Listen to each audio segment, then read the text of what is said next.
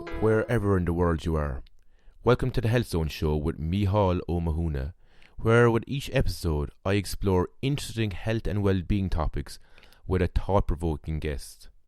These topics can range from nutrition, relationships, spirituality, finance, creativity, mental health and much, much more, so that you can live a healthier, happier and more authentic life. Guests on the show vary from health experts, spiritual teachers, finance wizards, sports legends, to ordinary people with extraordinary lives. Find us on facebook.com/The Health Zone Show, or you can also join our Facebook group, The Health Zoners.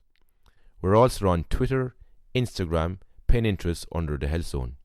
Check out our new updated website, www.thehealthzoneshow.com, and at the moment you can receive a free copy of my latest ebook, 7 Ways to Boost Your Overall Well-Being when you join The Health Zone. Paving your way for a healthier day, the Health Zone. Today I'm talking with hypnotherapist, songwriter and author of self-help books, CDs and downloads, Glenn Harrold. Good afternoon, Glenn.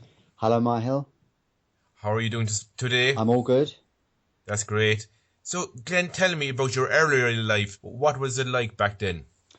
Well, I started life as a musician, and I used to play in a band when I was young, and really enjoyed that. And I was kind of it was in the punk era, and living in sort of south of London in the Bromley area, we were kind of at the epicenter of the punk movement. And it really resonated with me at the time because I was, quite an angry young lad. I was running around with sort of a tough gang on the streets, and, punk music kind of took me away from the streets and into something more creative. And I got into a band, and then later on I did the cabaret circuit. And it was while we were on a cabaret show one night, there was a stage hypnotist we were sharing the bill with. And it was when I saw him work and do his thing with the audience that really sort of sparked my interest in hypnosis. And I didn't want to do it for the entertainment thing. I was drawn to it for the sort of healing, therapeutic side of it. And that really was what took me off in a completely different direction. I've seen a couple of your talks as well, Glenn, before this interview. You were mentioning as well, like, that children can be a product of their environment. What do you mean by this? Well, when I was a kid, I was, I came from quite a dysfunctional home life. There was quite a lot of chaos and violence in the house. So I'd run away from home.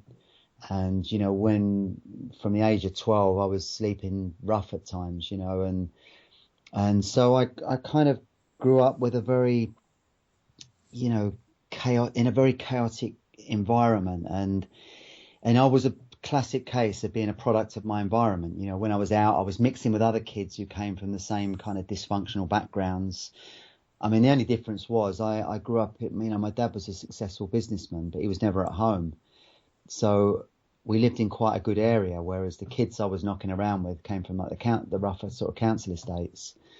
So, but I gravitated towards them because I was on, my vibrational energy was on the same level as theirs, and so it doesn't matter where you've come from, what money you've got, if you're in a dysfunctional environment, that's you're going to connect with others who are the same, and that was very much the case for me. And so really, going into hypnotherapy, that was the first time that I was able to begin to undo a lot of the dysfunctional patterns of behavior that I had lodged in my unconscious, and the sort of failure programming, all that kind of thing. Because I was expelled from school when I was 15 and, in trouble with the law as a kid.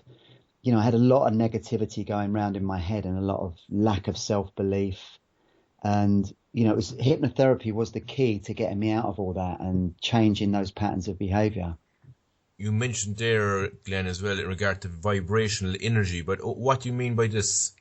Well, I think, when I look back to where I was at in those days, they say everything in the known universe vibrates. It's, the desk in front of me here is, made up of atoms and molecules that vibrate together.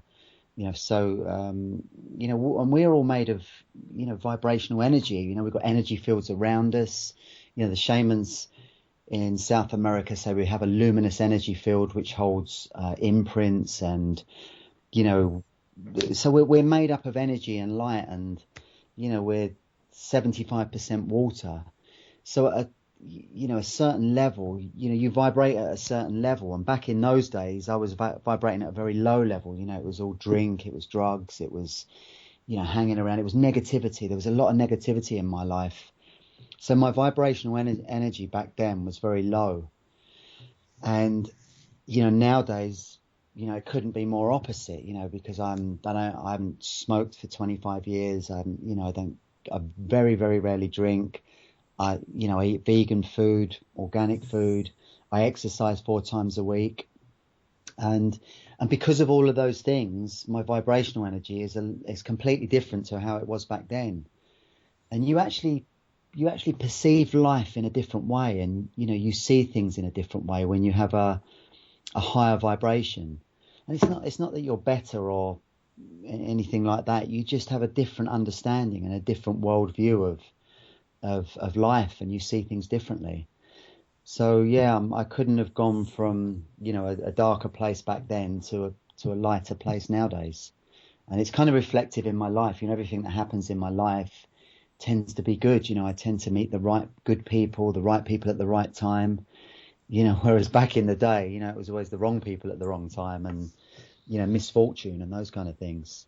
So I think the things that you put into your mind, your body, are very important aspects of creating a good, healthy vibration. If there was any of our listeners, say, listening in there now, Glenn, and they have a low vibration energy in their life, would you have any tips on how they could actually, say, improve that vibration? Yeah, well, the things, the way I started was, I didn't have any money. I was broke, back in the day, but I used to, get more energy into my life by exercising more. I started to change my diet, and I also started to meditate, and really use meditation and self-hypnosis to change my inner thought processes, and to start to clear away some of the negativity that was in my head in those days. So we've all got that potential. We can all eat healthier, we can all exercise more, and use self-hypnosis and meditation. I've got a free guide to self-hypnosis that I always give away, and that can be found on my website and also in my apps as well. I give it away in each of my apps. So all the information's out there. You've just got to have the impetus and the motivation to want to raise the quality of your life. And I think that was my saving grace, because I really did. Although I was kind of a bad kid and a bit wayward, I always there was a part of me that always wanted to be good and wanted to make something of my life.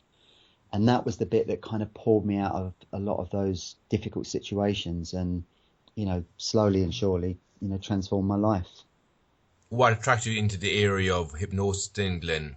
It was when I saw that guy, the stage hypnotist, doing his thing. It was a bit of an epiphany, because I saw, a tool there for change. And it made me realize that, inside us, we all have the potential to transform and change ourselves. And it really was that moment, seeing that guy on stage do that. And then from there, I went and looked up the best hypnotherapy schools in the UK. And I found the British School of Clinical Hypnosis in London. And I did a 2-year diploma with them. And I found that at the end of the course, I kind of felt I had a knack for using hypnosis. It's one of those things, there was a lot of people on the course, but they said during the college time that 95% of the students don't actually pursue it. I don't know if it's the same statistic nowadays, but I think there's quite an art to using hypnosis and using it effectively in a therapeutic setting. And I think maybe because of my difficult upbringing, I'd always have an empathy for people. When people come to see me in a one-to-one situation, if they've got an addiction or they've got a phobia or they're struggling in some way, I could genuinely empathize because I'd been there myself. So I think I had the sort of raw materials to kind of do well in the world of hypnotherapy. And, and I also loved it. Once I started healing myself, I had this real passion and desire to help other people, because I realized you don't have to stay stuck. You don't have to stay in a hole. You don't have to believe all this, rubbish about yourself that you were taught as a kid. So that was it. Once I pulled myself out the hole, ever since then, I've really enjoyed doing that for other people. What actually is hypnosis? Hypnosis is, I believe, it's an altered state of consciousness where you go into a state of relaxation mentally and physically, where you become more receptive to suggestion. And a lot of people are frightened of the word hypnosis, and that can often be because of the stuff they read in the media, or the hypnosis stage shows that look very dramatic and very powerful. But in reality, we all experience naturally occurring trance states in our everyday life. And in between waking up in the morning and being fully awake, there's the hypnopompic state. Yeah, the hypnopompic state, which is a naturally occurring trance state. So you're not fully awake, but you're in that sort of dreamy state. And yeah, you're at that point, you are kind of ready, open for suggestions at that point. The other time is when you go to sleep. That's the hypnagogic state. So in between being awake and falling into a deep sleep, you're in that sort of semi-lucid state. And again, it's a good time if you to program yourself in a positive way with positive thoughts. And a lot of people use my recordings at that time, which is the ideal time to use them. So yeah, it's a naturally occurring state that we all experience. And in a therapeutic setting, it's a very, very safe thing. With an experienced hypnotherapist, you're the typical hypnotherapy situation is where I'd guide the client into a very deeply relaxed state, and I'd get to the heart of their issue, the problem. If it's a weight problem or a phobia, or they want to stop smoking, I'd get to the heart of that and change their any negative conditioning or negative patterns of behavior. I'd change that and break the connection with them, and then give a lot of post-hypnotic suggestions for feeling more confident and more positive and achieving your goals. So it's a completely safe thing. And I'd make the clear distinction between the stage hypnosis thing, which is often portrayed in the media, and hypnotherapy, which is a very powerful tool for changing patterns of behavior and achieving goals. Are there any times when it may not work then, Glenn? Or almost everyone that's come to see me, it's worked in to a certain degree, because when people have come to see me as a client, they have there's something in them that wants to stop smoking, or wants to lose weight, or wants to sleep better. They've got that desire to do it. And the key for me is, I was always taught that if you can build rapport with a client fairly quickly, they'll respond more readily to the therapy.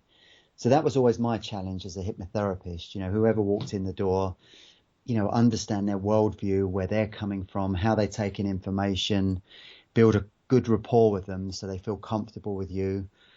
And then that's the key to it. Then they become, open and receptive. And, I basically always fed back to them what they wanted to achieve, when they were in a trance state.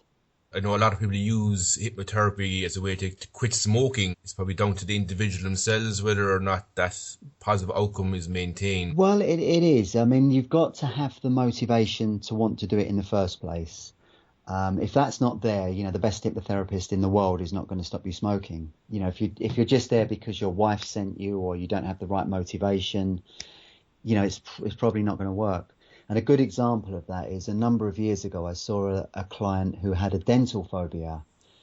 And this lady would, her teeth were in a really bad state, because for 10 years, every time she tried to go to the dentist and tried to have the work done, she literally got to the point where she sat in the dentist chair, he turned on the drill or whatever, or the needle for the injection, and she'd run out of the room screaming.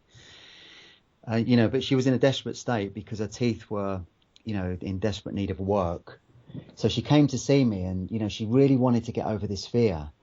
So I did, from memory, I did a therapeutic thing where I think I got her to visualize being in the dentist chair and being amused, being in a state of amusement, because stress and anxiety are incompatible states with amusement. So I worked on that technique, and there was more to it than that, but that was one of the things I did with her. And after the session, she went to the dentist, sat in the chair, and on a certain trigger, she started laughing. And the dentist couldn't believe it, because this was the woman who had always cried and screamed in previous sessions with him. And there she was laughing, and she was able to open her mouth. He did the injection, all the drilling he needed to do, the dental work he needed to do, and it was a perfect treatment. And she came back to me, she was delighted. She had all the work done she needed on her teeth. And then she said to me that she wanted to stop smoking. And she said, could you stop me smoking? And as soon as she said that, I realized that she was kind of putting the emphasis on me just to stop her smoking. And I realized as well that she didn't have the same motivation and desire to quit smoking as she did, to get over the dental fear. And I explained all this back. I said, you still need to have that right motivation. And, but she was convinced that I'd just kind of, do my hypnotherapy thing and it would work. And because her motivation wasn't strong, it didn't work. She didn't stop smoking.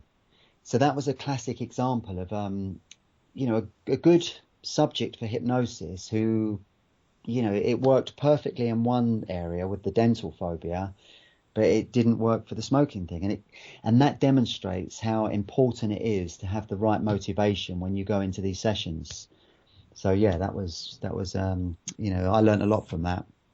Is there any particular issues or problems that would be particularly good with hypnosis? Well, there's many things. The unconscious mind is just such a huge, great area for us. It's something that nobody completely understands. Nobody understands what happens when we dream at night. And a good analogy, as to the way our minds are, set up, is that you think of an iceberg and you think of the tip of the iceberg above the water. And that's often described as the conscious part of us, our minds. The mind, the part of our minds that we're using now when we're communicating and we're fully awake. And then you think of the 90% of the iceberg, which is below the surface. And that's often the analogy for the unconscious mind. And within that unconscious mind, we've got so much potential and so much ability and talent and creativity. And, that's why I'm, so passionate about hypnosis and meditation, is because, through those tools, we can access, the greater part of our mind, the unconscious mind, and draw things into our conscious mind, have a greater awareness of, how we work, as it, how our, how our makeup and the things that we can achieve. And, I've seen amazing things happen in therapy sessions. I once had a lady who came to see me and she had a fear of the dark. And I regressed her. She was in a nice, relaxed trance state in front of me, and I regressed her back to the cause of the fear of the dark. And she started relaying this story about being in ancient Egypt, and she was in a temple, and it was a dark temple. And this story came out totally spontaneous. She drifted back into this past life, and she started talking about, these sacrifices that were going on in this temple, and this, really colourful, weird story came out. And then the strangest thing happened, in that she started speaking Egyptian. And, when I brought her out of the session, out of the trance state later on, she only spoke English. She couldn't speak any other language in a normal waking conscious state. So somewhere in her unconscious mind, she was able to access and speak, a completely foreign language. And, I was always taught, not to guide sessions and not lead them. So whether she really did go back into a past life or whether it was something imagined, I don't know. My personal feeling on that was that she was accessing something from a past life. But the point of it was, the main thing was, she got over the fear of the dark. She came back to see me a week later, and for the first time in a long time, she could go to bed at night without any fear.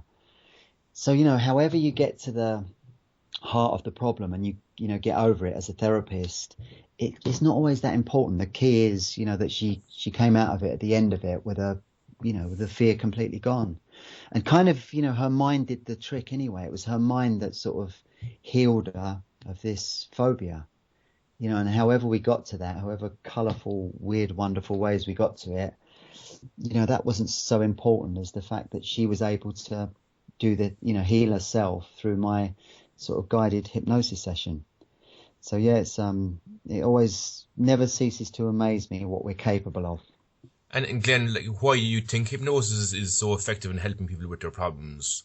I think it's because, we've got this massive potential. The 90% of the iceberg, the unconscious mind, is our potential. It's our talent, our creativity, and using hypnosis is the key to accessing that and utilizing your talents and your creativity. And every great genius in history, be it Michelangelo, be it Einstein, Tesla, they all talked about their genius ideas coming from when they were in altered states of consciousness.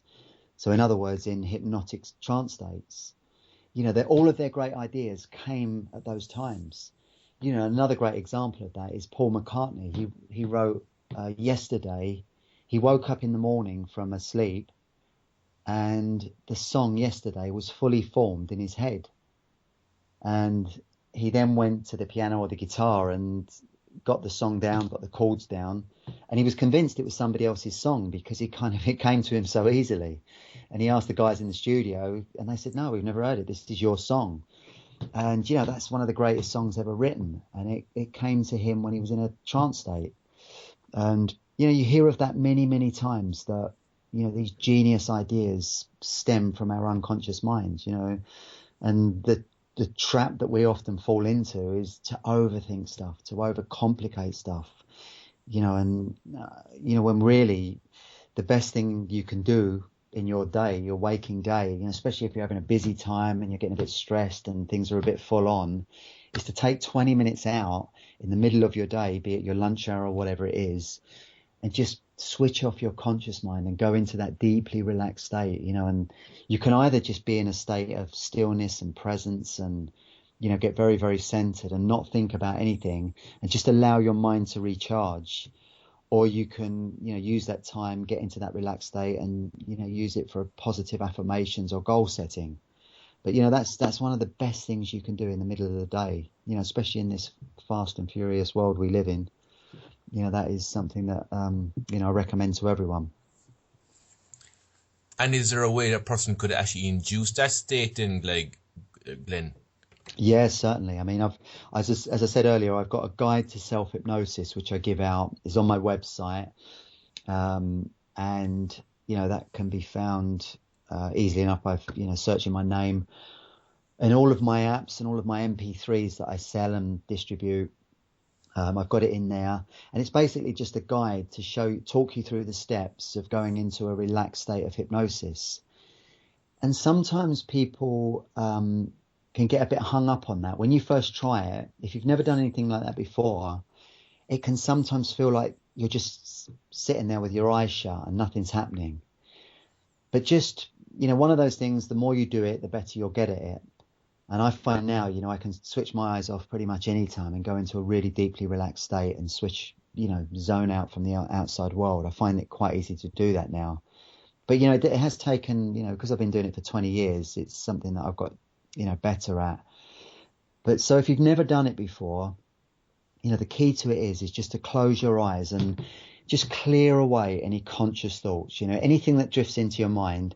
Don't fight it, don't force it away, just let it drift away. Imagine a cloud going across the sky and just fading away, drifting away till there's nothing there and you just see a clear blue sky. That's a good analogy for clearing away thoughts. Just imagine that sky and the clouds drifting away until all you're left with is a still blue sky. Um, and then when you do things like that, when you visualize those kind of things, your mind starts to quieten down and you do start to, slow down. And if you could measure your brain waves, they'd naturally be going, from 14 cycles per second, down to the alpha state, which is around 10. And you can do that very naturally. And it's a completely safe thing to do. And it's actually empowering. When you go into that relaxed state and you just take 20 minutes out of your daytime, you will be recharged, and you'll actually find you're more creative, and you function better for the rest of the day because you've taken that time to almost give your mind a recharge, a boost. So yeah, I really recommend that. And it's often been said that Margaret Thatcher used to do something like that. And not that I'm a fan of Margaret Thatcher at all, but she was one, she was running the country and doing what she was doing, and she would only sleep for 4 hours a night. So in the middle of the day, she'd do 20 minutes where she just still quietened her mind down and went into this very zen, relaxed state. And it's a total recharge. They say something like that is worth a couple of hours sleep in the middle of the day. And love her or hate her, she did get a lot done. And do you think some people are more suggestive to hypnosis than others, Glenn? I think some people are, more receptive to, certainly more receptive to relaxing and unwinding, from going from a conscious waking state into, a deep state of relaxation, mental and physical relaxation, where you're, open and ready to take on board suggestions. The good example of that is when you see these stage hypnosis shows, and there's normally 6 people up on stage who are doing outrageous things. Those particular subjects that are on stage are a little bit unique in the audience because the stage hypnotist is looking for the people who respond to that kind of hypnosis and will go into that depth of trance and follow very wacky suggestions. So when he's got 100 people in the audience, he'll means test the audience and filter out the ones that are not that receptive in that way. And he'll end up with those 6 because he knows that they're kind of open and ready to take on board his suggestions. So it's kind of, when you see those shows, it's not that it looks like he can do that with anyone and everyone, and you just can't. There's only a small percentage who respond to that type of hypnosis. And in a therapeutic setting, it's a little bit different because, most people that come for a hypnotherapy session, they want to respond to it. And even if they're a little bit fearful, they do have the right motivation to overcome their problem. And, on occasion, I've seen people that have been a little bit resistant or been a bit fearful of it. But, often they tend to make good subjects. I always remember one gentleman who came to see me, and it was after I'd seen his wife for a fear of flying. And they just got married, this couple, and they were flying off to Thailand. But he was petrified of the flight. And when they'd been on flights before, he'd kind of passed the fear on to her. So her fear wasn't as bad as his, but she had it. So she came to see me first, and she really wanted to get over this fear. And, I felt the session worked really well, and I knew she'd be fine when she got on the plane. But I realized that, he was still the problem because he was going to drag her back to the phobia again, so to speak, because he hadn't got over it. So she said, all right, I'm trying to send him along. And he came along to my therapy room, and he was a bit dismissive of hypnotherapy. And he sat in front of me with his arms crossed, and he kind of gave off the vibe. It was like, come on, then hypnotize me, do your best sort of thing. And I managed to build a rapport with him, and I started the hypnosis session, and fairly soon into it, I realized he was a very good natural hypnotic subject.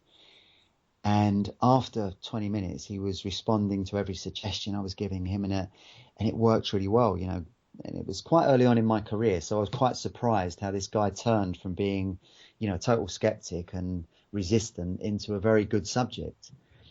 And so, yeah, that was a good example of that. And I then, the session finished. They went away. They flew off to Thailand. They sent me a postcard from Thailand, said the flight was fantastic. They both they even enjoyed it. It went from being total fear to them both enjoying the flight. And then I bumped into the lady 6 months later, and I asked how her husband was getting on.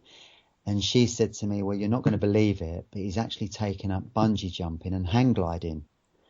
And so this guy had gone from being totally petrified to flying to actually jumping out of planes, so it was a case of, clearing away that fear and, accessing his potential. And, in his full potential, he loved doing those kind of, what some might consider dangerous sports. Do you think, Glenn, that hypnosis could be used as a way to manipulate people? It can be in the wrong hands. I mean, it's like anything, used in the wrong hands, it can be used the wrong way. And, there's stuff all over YouTube where, guys are learning sort of, speed seduction techniques and using elements of hypnosis and NLP to, hypnotize and seduce women, and, that's kind of the sleazier side of it. And, it's been said that governments have used it, for, using targets, to, using very, very susceptible people, to do work for them, to do sinister work for them. And Darren Brown once displayed that in one of his TV shows. I don't know if have you seen Darren Brown over in? I have, yes. Yeah. One of his TV shows, he demonstrated that, where I think Stephen Fry was on stage. He was the focus of this TV show, and the premise was that he took a guy, normal middle class guy with no criminal background, very sort of middle center guy, and he set him up over a number of weeks to believe that he was going to take out Stephen Fry on stage. And obviously there was a fake gun involved, and it was the whole setup was fake. But this guy who'd been hypnotized was believing that he was following instructions to, take out the gun at a certain time and shoot at Stephen Fry in the theatre. It's a very interesting program, and I guess it will be on YouTube if people want to watch that. But yeah, it kind of shows how hypnosis can be used in the wrong way and used to manipulate. On a lesser degree, advertising companies use, techniques to manipulate us into buying their products. And, I think I've heard of plenty of stories where adverts have been pulled because, TV and radio companies have realized that the adverts are using either subliminal messages or, the kind of hypnotic suggestions to get people to, buy their products. And so, yeah, it does go on, and it's something that I see it. I spot it a mile off when it's used in adverts and in the media. And, but, I think the thing is to, once you've learned the technique yourself, you've learned self-hypnosis or meditation, use it as a force for good. Use it for something that's helping yourself, helping other people. There's nothing better than that in life. You don't have to manipulate and be devious and crafty. That's such a waste of energy, a waste of talent when you've got these skills. How could hypnosis, say, help a person to have a more positive mindset? It's really, accessing their own inner potential, through using hypnosis, and changing, if there's any negative, often negative thinking comes from, things that have happened in the past, or, it's born out of fear. Fear is such a big part of, what makes us, react and do certain things, and so I always, if somebody wants to feel more positive, you can just focus on positive affirmations, and that can work well in itself. But, sometimes it can need, some clearing work, so that if you were, taught something that was very negative, or you've got a negative belief about yourself, that you're no good, or you're not, your body's not right, or you're not bright enough, or you're not, you'll never be abundant. all of those things can be changed. You can feel very fulfilled and very positive about yourself and confident. I was a kid that was kicked out of school when I was 15, never took any exams. And I was told by my headmaster I was the worst kid he'd had in the school for 10 years. And I've ended up writing 7 self-help books. And, but for a long, long time, I did believe I was that stupid kid. I believed what I'd been told about myself. And that held me back massively in life. I just felt like I was battling all the time, struggling and couldn't go forward. And that's the key. I changed all that, using hypnosis and meditation and the law of attraction, and starting to project out more positivity and more self-belief. I found that my external world started to change. So I stopped mixing with kids who were very dysfunctional and all over the place, and started attracting people into my life who are, of a similar mindset and are, going back to the vibrational thing, on a similar, energetic frequency as me. And, I love that. I love that we can do that. We've all got that potential to change from the inside out and transform our lives. And that's the key. It just takes time. Like if you wanted to go to you wanted to build a fit, healthy body, you go to the gym 4 times a week.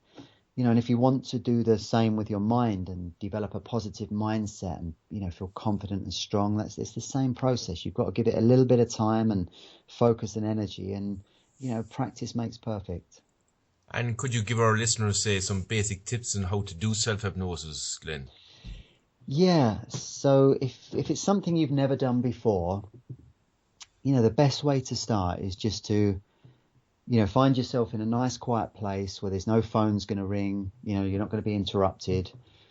Dim the lights and close your eyes, and then just focus on your breathing. And I always tell people just to breathe in through their nose and out through their mouth. And, breathe very slowly in a circular breathing motion. And as you breathe out, just breathe away any stress or any worries. Feel it in your body. If you can feel any tightness or any stress, the shoulders maybe, just breathe that tension away and feel your muscles relaxing as you do that.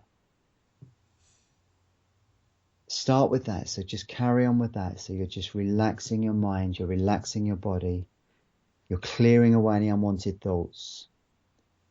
And as you continue to do that, you find that your mind will become stiller and quieter. And you might still get the occasional thought come through. You think about, making your husband's dinner later on, or you think about the shopping coming from the supermarket or whatever. But just let those thoughts drift away. Just allow them to dissipate. Imagine the cloud in the sky drifting away through the sky until all you're left with is a clear blue sky. So there's no clouds, no thoughts left. And when you get into that state, just enjoy the feeling. Just enjoy that feeling of being present, being still, being centered. And really connect. At that point, you'll really be present and aware of just the simple acts of breathing.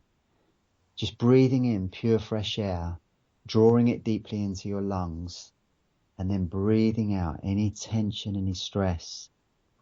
And when you're in that relaxed state, you just can really enjoy something as simple as that. It becomes something very, very sweet. And that's it. You get into that very relaxed state and just spend time doing it. Don't even think about time. Just do it for as long as you feel comfortable. There's nothing wrong with staying in the, really beautiful trance state for a couple of hours if you want to. Or it could be 10 minutes. If you're in the middle of your day and you've only got 10 minutes spare, it's 10 minutes. That's fine. But enjoy it. Enjoy that journey and be very present. Don't think about the past. Don't think about the future. Just be in the present moment. Be very, very aware and still and centered. And, at that point, I would, if it's new to you, just stay in that space. Stay in that space for a nice, pleasant time. And then when you're ready, if it's 20, 30 minutes or whatever it is, just imagine that you're coming back into the room, and slowly, you could even count yourself up, from 1 to 10. And as you count up the numbers, imagine you're coming more awake, more back into the present, and you come back into the room feeling refreshed. And you will, after you've done that for, even if it's 10 minutes, you will feel recharged and energized. And, it makes the rest of the day so much easier because you've taken that break. And, as I said before, I've got a guide to self-hypnosis that people can download. So it's kind of an instruction to take you through that. And it goes into more than just sort of going into that state. It shows you how to use affirmations and goals to, take it a step further.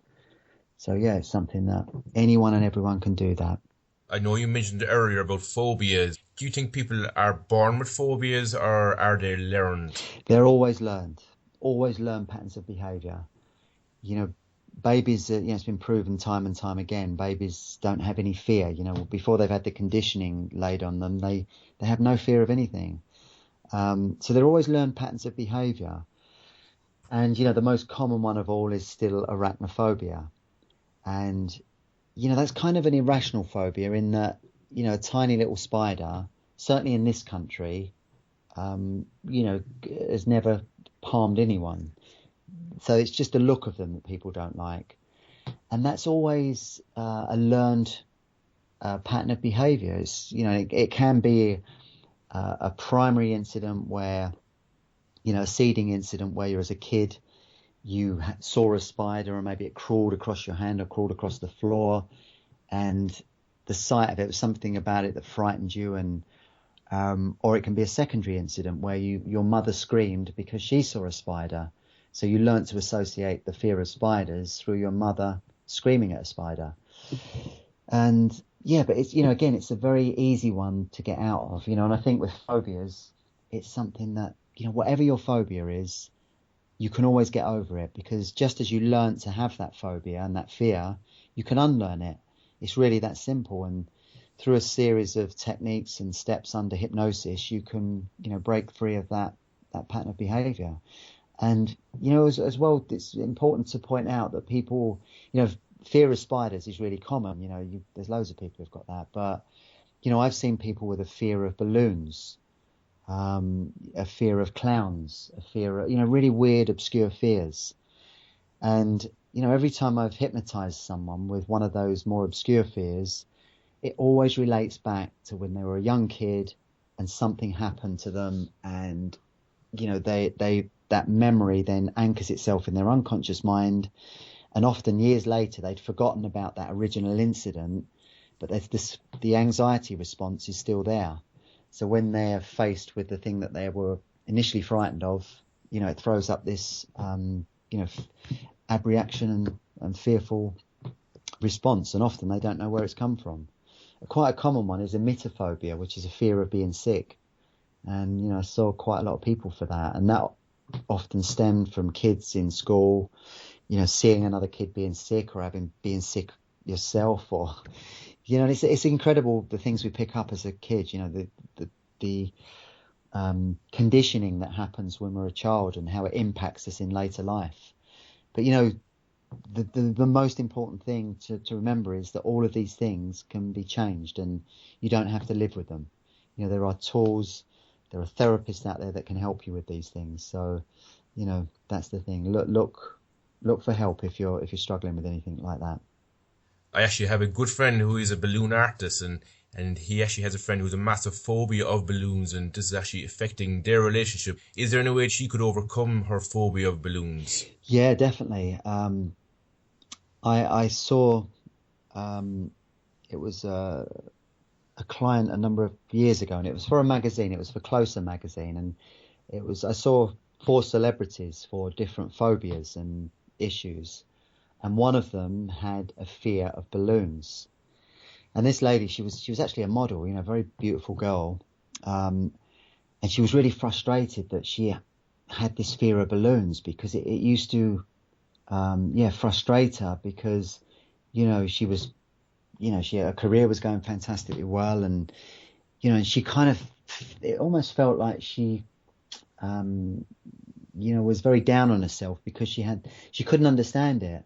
But when I got into it in the therapy session with her, it transpired that back in her past, when she was a kid of 5, she'd gone to this birthday party and she was nervous about going, and she got dressed in a, new little outfit, and she was all excited, but she was nervous at the same time. And she sat in the room, she didn't know too many people. And you can imagine a little 5-year-old in this environment, all frightened and scared. And it transpired that these kids, other boys were in the room, slightly older, and they had balloons, and they took great delight in popping these balloons around the little girl there and frightening her. And the more she got frightened, the more they did it. And, so she'd kind of buried this memory, it happened to her, and, a long, long time ago, and she'd buried the memory. So she could, later on, when she saw a balloon, and she had this, anxiety response when she saw a balloon, she couldn't understand because she'd forgotten the memory. She'd forgotten the seeding incident. So it was under hypnosis we uncovered this, and then from there I was able to change the feeling she had about balloons and reframe the experience she had when she was a young girl at the party, and that broke the connection with her. She no longer had that reaction to balloons afterwards. So really it's just a case of, with your friend, finding a therapist who can help her do something like that, find out where it came from, break the connection with it, and, release that fear forever. I actually know somebody else as well, Glenn, who's a fear of flying, and they have a fear of flying for many years, and they've never been on a plane. Is there a way they could actually overcome this, or? Yeah, that's quite an easy one to get over. As long as you've got to want to do it. You've got to have the desire to get on the plane, and I've got a family member who's got a fear of flying, and I said to her, look, I'll hypnotise you, I'll help you get over it. And she said to me, well, no, I don't want to get over it because I might die in a plane crash. And I thought, with that kind of logic, I'm never going to be able to help her.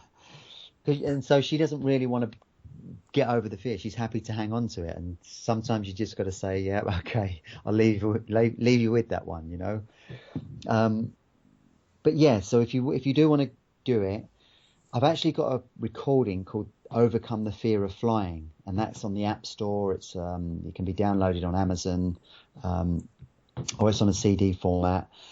And I get loads and loads of good feedback on that, where it's really kind of a good recording, a good theme for a recording, because on the recording I go through the stages. I get the person to visualize the day of their journey.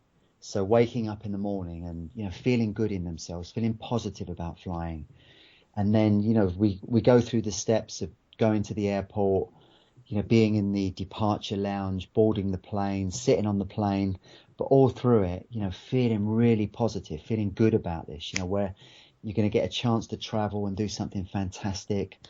And, so that whole recording, that helps the majority of people. And, I often flip on Amazon and read some of those reviews, and people say, they haven't flown for years, they've stopped doing it, but they actually got on the plane having used the recording and really enjoyed the flight.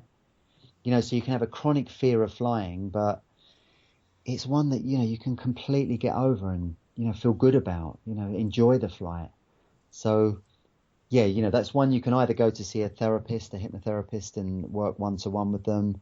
It's normally a 1-session treatment. You don't often need more than that, 1 or 2 sessions at the most. Or get the recording, because the recording can do a really good job in most cases. So I'd recommend that for your friend. I know you mentioned earlier as well about addictions. Why do people become addicted to things? Addictions are kind of more complicated, because, there can be many reasons why people become addicted to things. And, there's lots of different, especially in this day and age, there's so many more things that people can become addicted to, because there's so many more opportunities in the world. And, but addictions can be, varied. They can be, food addictions, shopping addictions, internet, sex addictions, all kinds of things. And, again, they all often have a root cause and something that's triggered that addiction in the first place. And sometimes those things are easy to uncover and get to the bottom of. Other times they're not. And it really depends on the addiction and, what's at the cause of it. And, also if the person really wants to get over the addiction, and you think of somebody like George Best, look at him. It was a national hero in the whole of the UK and Ireland. He was a great man, and people loved and adored him. And but I believe he had a new liver, didn't he? He had a liver transplant, I believe, and That's right. the whole of the country was rooting for him to get over it, the drinking addiction, but he couldn't. There was something in him where it just wasn't fixed, it wasn't strong enough. And I'm not an expert on addictions. There's probably people out there who understand and know them a lot better than I do, but with the majority of addictions, hypnosis can work really well with, but sometimes, it can't.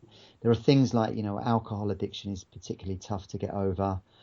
So I'm always mindful. I always find out when a client comes to see me and they say they've got an addiction, I try to get a little bit of case history first to find out if I think I can really help them, because I wouldn't take on anyone if I didn't think I could help them. And, there are some times when you have to refer on and it's just not going to help them. But, addictions is a very complex issue. And, but it's not to say, the majority of addictions can be helped. And, even if you don't completely cure them of the addiction, you can sometimes give people coping strategies, or get them halfway over it with hypnotherapy. So, as a therapist, I always tend to get a really comprehensive case history in the first place. What is the difference, say, between a habit and an addiction, Glenn? I think a habit is just something that you can get into and kind of get stuck into without realizing it. With an addiction, it's normally got, an origin that's, often anchored in our, deep in our past that, develop and grows over time. So I'm trying to think of something specific, but addictions, like I say, are very, very complex and can be very deep rooted. Habits are something we just kind of drift into, and they can be easily broken because there's normally nothing behind it. It's just something you've drifted into, and it's very superficial. Whereas an addiction has a much more comprehensive origin, if you like. Why do you think that addictions have such power over people? Because they're often anchored in the unconscious mind. And, if people don't have access to the, parts of their unconscious mind where the addictions are stored, then, it doesn't matter what work you do on a superficial level, you're never going to break those addictions. You really have to go into the heart of it. And, for me, when I think of, the drinking and, the addictive, I can be quite an addictive person. If I get into something, nowadays it's in a positive way. If I love doing something, I can do it a lot. I took up playing tennis about 12 years ago, and I absolutely love it. And I joined a new club a couple of years ago, and I was playing 6 or 7 times a week, and I kind of overdid it. I was getting good at tennis, but I was doing too much of it, and my knees had played up ever since I was doing that. I was doing too much, and I'm 53 now, and you can't always do what you did when you were 23. So for me, though, I'm mindful of that even positive addictions can have negative outcomes if you're not careful. So I try to be more sort of balanced now, but that's really it. If you start to understand your unconscious mind, and you through self-hypnosis, through meditation, you develop a greater understanding of yourself, and why you are the way you are, and what triggers you, what motivates you, and that's it. The key is in the unconscious, and so it's such it's not just for relaxation and well-being. It's all about accessing that part of you that holds a lot of the keys to your drives and your motivations. Do you think there is a reason why, say, some people are able to overcome addictions and, say, others aren't, Glenn? Yeah, I think for me it was a desire to let go of the struggle and difficulty that I was faced with, and pull myself out of holes and let go of the things that were destructive. And for me it was, drink, drugs, even gambling for a little while, and bed hopping, sleeping around, all of that kind of thing. It was, as a teenager, I thought, oh, that was cool. It was the way to be, Jack the Lad and all that. But it was just so destructive when I look back at it.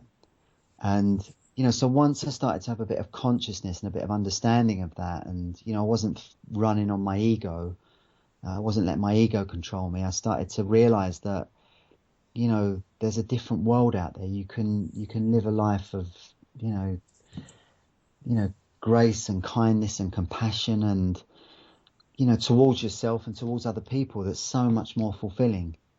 And that was it. It was like times in my life where I had light bulb moments, things went off. I met people at the right time. And, years and years ago, I was driving a minicab and I kept meeting, every now and then I'd meet really good people who spoke to me and encouraged me.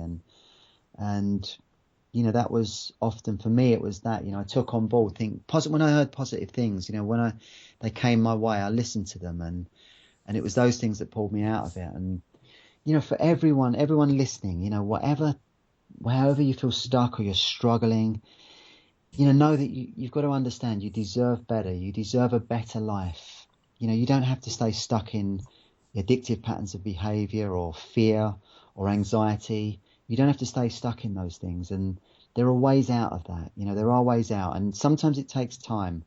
For me, I always use the analogy. It was like turning the tide, that when I started on a much more positive path and I started using self-hypnosis and meditation, it took time to turn the tide back, and things didn't happen fast. They didn't go from dysfunction and chaos in my life to suddenly, abundance and happiness. It took time, but slowly and surely, as I took more steps in a positive direction, and I was using self-hypnosis every day, and the stronger I got, the better I felt about myself, the more confident I felt. And over time, that builds a momentum and it gets stronger. And, I got rid of a lot of the phobia, not that I had too many phobias, but, certainly addictions and bad habits, those started to fall away, and, life just got better. And, that is freely available to anyone. And, going back to that analogy, if you want to do that, you have to put in the effort, you have to work at it, use self-hypnosis every day. And, even if it's 10 minutes, those 10 minutes will build a momentum for you, and you'll get stronger at it every day. And, you look at every ancient culture on this planet, they all used, altered states of consciousness and, forms of self-hypnosis to remain strong and empowered. So, it's something that's innate in us and something that anyone can do. And yeah, I completely recommend it. If there was any of our listeners going through a particularly tough time in their lives now and they're struggling and, everything's going wrong for them, is there any hypnosis, say, of your own selection or somewhere else that you would recommend people to use? Absolutely. Yeah. What I've done on the, if people have access to the App Store, then either the Android app, if they've got an Android phone or an Apple phone, an iPhone or an iPad, you can go on the Android store or the Apple store and download. I've got half a dozen free apps on both stores. The one I'd recommend is called Relax and Sleep Well. And it's my biggest app. It's been downloaded about 2 million times now. It's been massive. And it's basically, there's 2 or 3 free recordings on there. And these are hypnosis sessions that people can listen to. So you download it to your phone, put your headphones on, lay down, no distractions, and just listen for 25 minutes. And it will guide you into that really relaxed state where you can really connect to the feeling of peace and calm. So yeah, that's something, that's such a great thing, the App Store.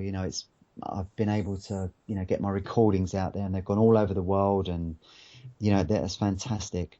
If you don't have access to the App Store, you can go on my website, glennharrold.com, and there's the same recording that's on the App Store, Relax and Sleep Well. you can download that from my website, glennharrold.com.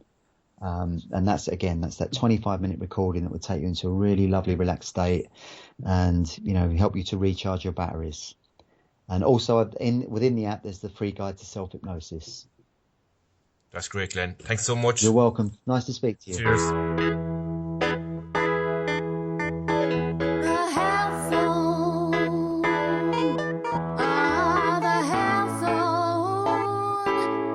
Ooh, the health zone. Thanks for listening to another inspiring and thought-provoking show of The Health Zone. I'm Mícheál Ó Mathúna.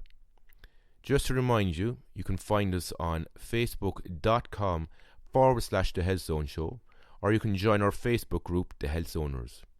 We're also on Twitter, Instagram and Pinterest under The Health Zone.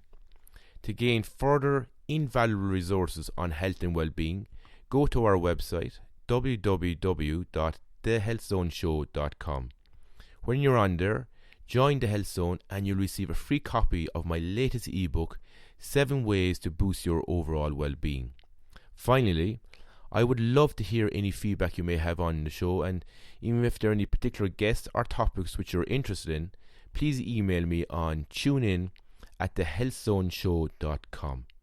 Until next time, this is Mícheál. Thanks for listening, and I wish you a very healthy, happy and authentic week.